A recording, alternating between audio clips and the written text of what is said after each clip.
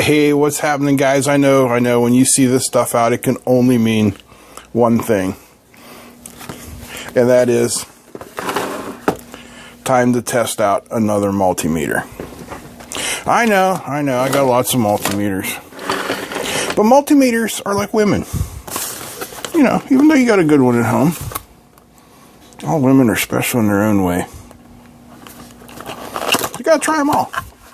This is the BSIDE AMD01 Multimeter. And it is, of course, a super cheapo multimeter, because that's what we like to play with here. The super cheapo multimeters.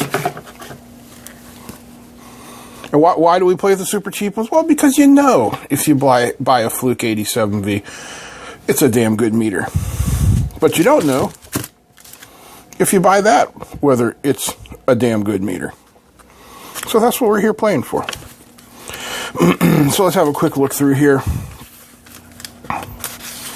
Blah, blah, blah, blah. Okay, electrical specifications. I'll leave that there, and you can pause it and read them all at your leisure. Now, from the looks of what I'm seeing here, this meter doesn't do capacitance. And, you know, frankly, I can really live with that. I got plenty to do capacitance. Okay. Cheap leads. We're not using them. And I know that pisses some of you off. But there's a reason for that. If you go through my videos, I don't know, I've probably done 15 or so multimeter test videos. And I always use the same leads. They are the gold-plated Probe Master leads. And what that allows me to do is test only the multimeter without the cheapo leads. I mean, here's the 01 meter. I like this meter a lot. This is the 18B. It's a Bluetooth reading meter. It comes with halfway decent leads. But if I test it, you know, with some super cheapo leads, we're never going to know that. Now here is one of the best meter values out there.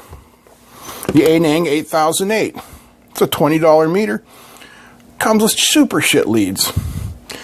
But to know that this meter is as good as this meter, we need to use the same leads so that we're only testing the meter and not the shittiness level of the leads. So we use those Probe Masters, and then we also use these nice silicone banana leads for plugging into our resistance box. That's my way of doing it. If you don't like it, start your own damn channel. So let's start out with some resistance measurements. Well, we will start out with some resistance measurements, but I don't think it came with a battery in it, because when I flicked her on, I didn't get anything. Yep, no battery. I said, luckily, we have a plethora of 9-volt batteries here in the lab, also known as my living room. Oh, one of the benefits of being divorced. You can set up an electronics lab in your living room, and ain't nobody gonna say a damn thing about it. Alright, so, can we see that? Yes. Good. And we'll hook up our leads. Where you want to start, high or low? Mike says start low, so we'll start low.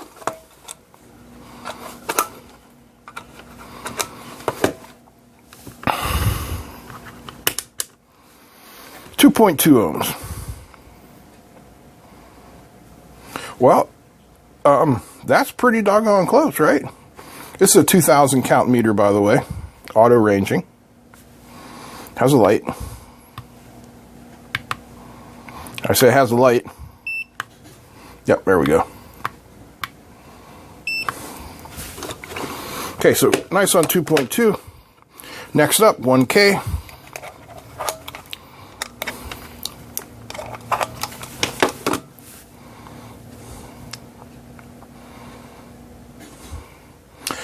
All right, 1.001K. Or exactly 1K. Or, you know, it floats around a tiny bit. What do you expect for a $10 meter, right? 10K.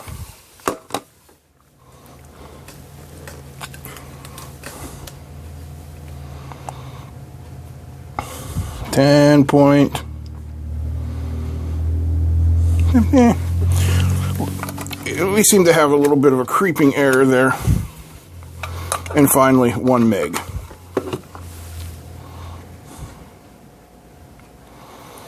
.995. Can we go for 6? Can I get 6? Can I get a 6? Get a 6? Get a 6? Anybody give me a 6? Get a 6? Get a 6? Anybody give me a 6? No. So there we go. It's in spec. And for a less than $10 multimeter, really, that's all you can ask. Let's go and check voltage next. All right, let's test some voltage.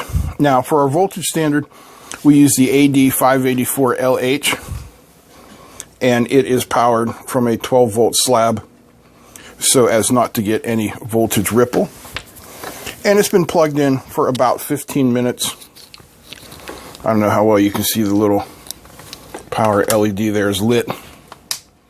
There, you can see it better now. That allows it to come up to temperature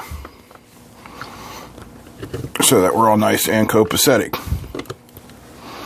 So we have a DC range and an AC range. Now I'm going to take off a point for that. I don't like that. That is the one thing that I also do not like about this meter, the Meter K MK01A, is the dual ranges. That's just silly. Most of your other meters have them on one knob. Do it like that. You don't need an extra selection for this part. Up at the lowest, which is 2.5 volts. And we'll put our probes in. Well, how about we turn on the meter first? That could be useful, right? 2.51. We'll go up to 5 volts. Here, I'll even turn on the light for you so you guys get a better idea of what it looks like with the light. 5 volts. 5.02. Again, we're seeing that kind of creep up a little bit.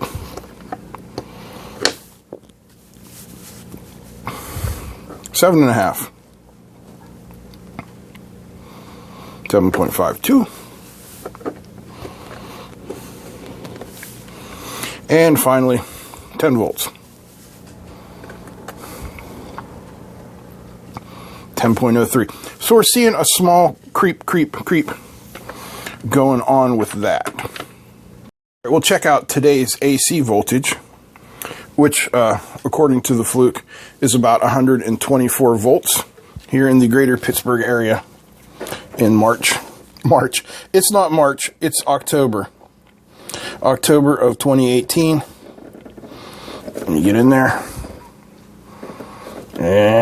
Come on. 1 second.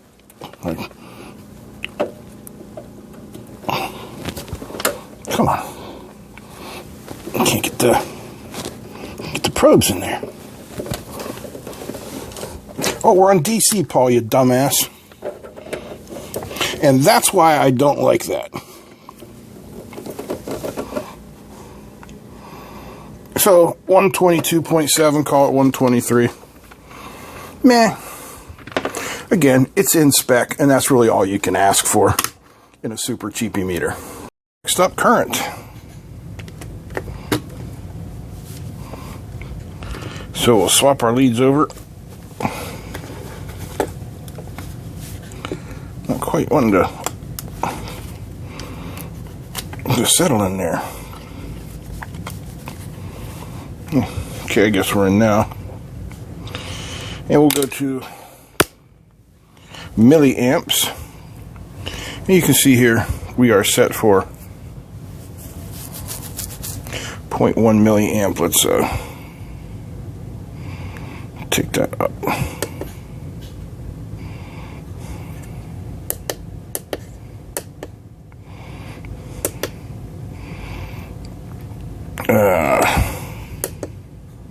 There we go. 1 milliamp. And we'll see what we get here.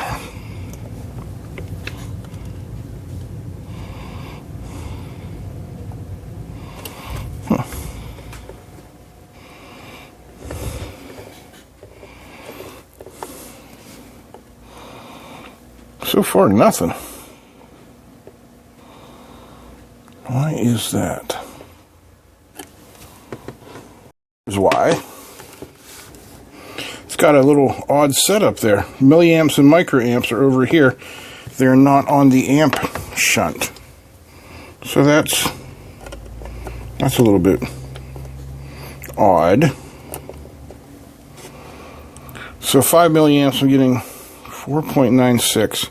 That's a little low. 10 milliamps.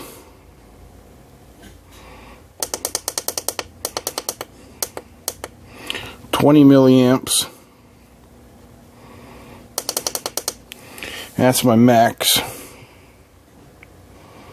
Don't really like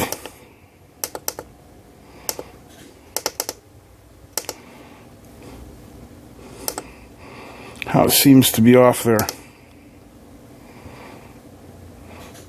Now at 1 milliamp, it says we're okay.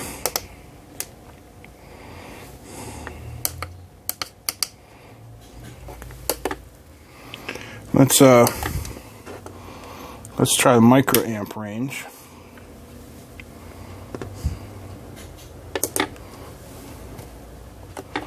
See how she reads for microamps.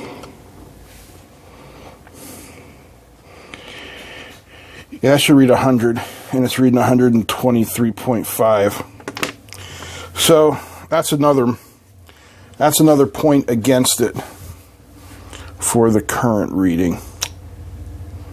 Not real impressed with that. Let's go to diodes. Diodes next, okay? Where's my diode board? Here we go.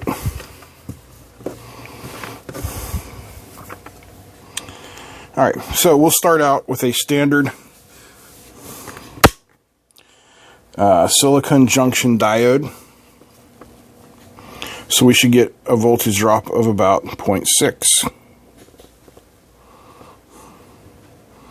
0.5. Huh.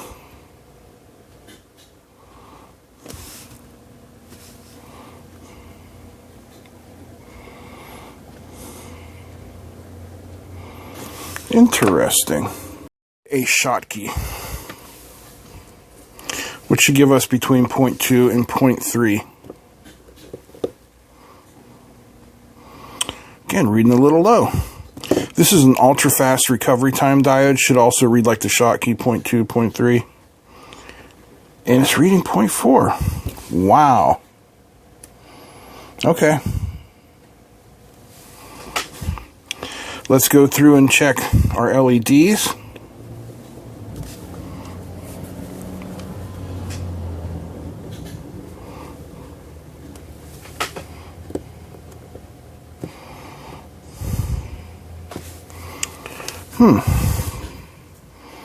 Yeah, that's the anode.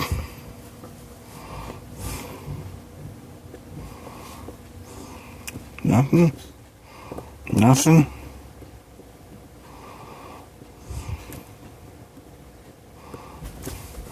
Am I losing my mind here?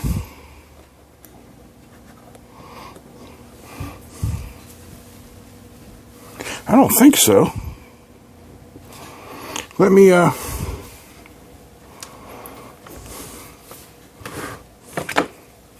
let me bring in a meter that I know works for diodes.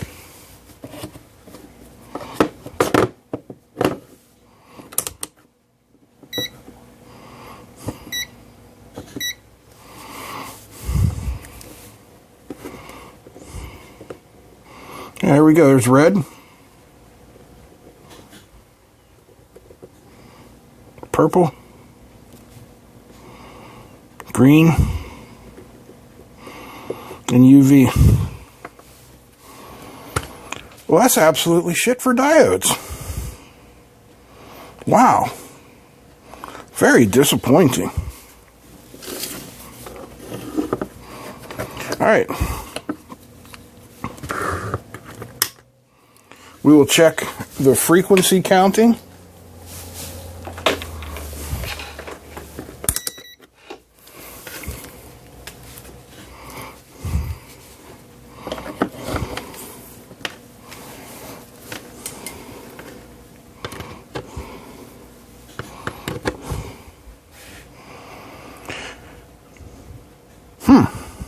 Okay.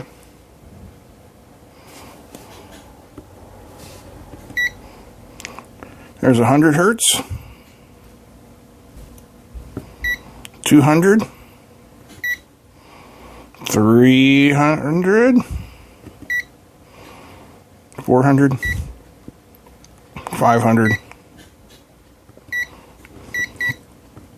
go up to a kilohertz, and the highest we have here is 5 kilohertz.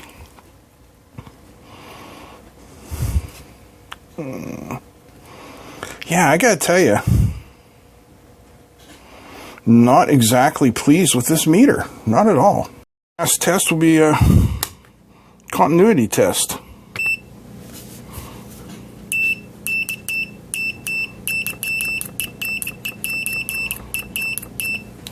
Not terrible.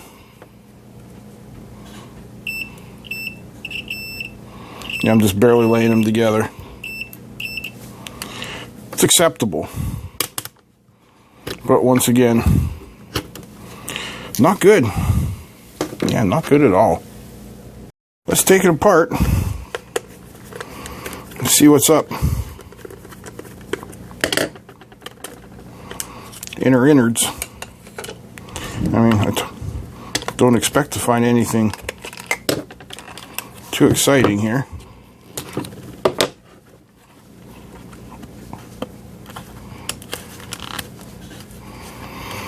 It's got a nice tight condom on it.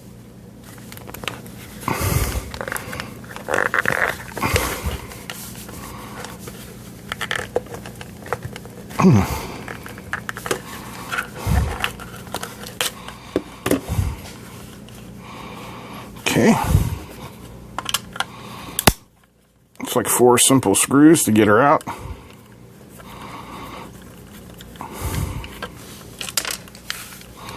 They are threaded into plastic, so you're not going to want to do this a whole lot.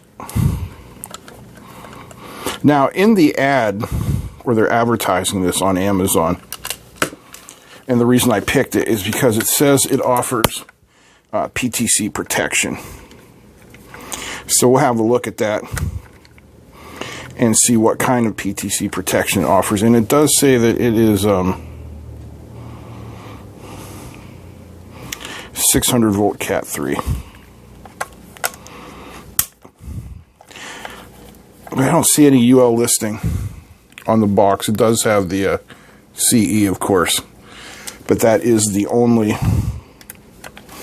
certification that I could find, and that's just not the same as a UL listing.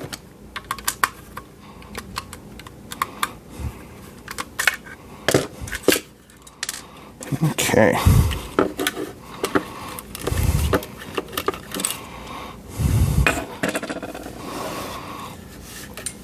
So we've got a single board construction. Zoom in here. And let me find a pointer. Okay. First off, how well can you guys see that? Let's zoom in even more. There is shit all over the board. This is flux residue. It's here, here, here, here, here, and here it even begins right where the battery connections come in. It appears to be corroding somewhat. We've got our glob, we've got a crystal. It's a nice big capacitor there. There's our dual PTC protection. We've got 2 fuses, a couple of MELFs. The shunt actually looks decent, but there's no shunt for the milliamp microamp range, which is coming in through here. So they must just be measuring across these 2 MELFs here. Let's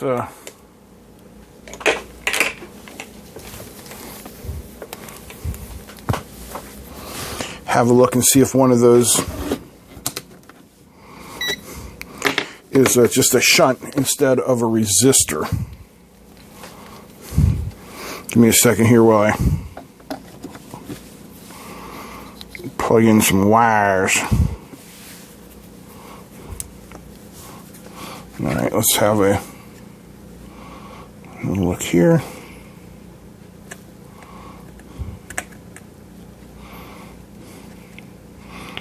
No, that's 5 meg.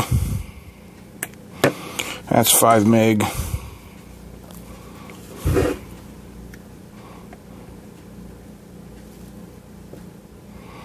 That's 1 meg.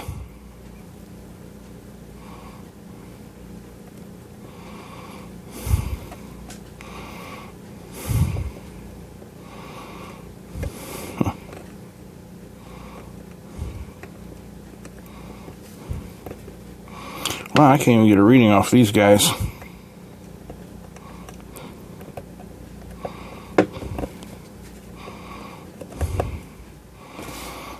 Huh, yeah. That's reading out of range. Now let's see what we got here.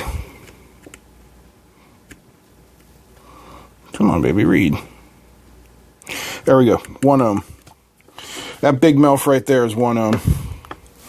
So that is our shunt for the low end. So it's kind of a cheapy way to do it. We do have a nice ridge there that would offer you a little bit of protection if you were actually crazy enough to use this on anything other than, you know, low voltage DC, or to you know, maybe check resistance on a household appliance. But that being said, let me put these screws in. It's accurate enough. It is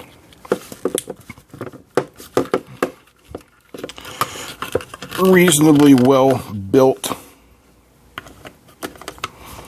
What it is not is in any way impressive as or competitive as to what else is on the market. Why won't that go in?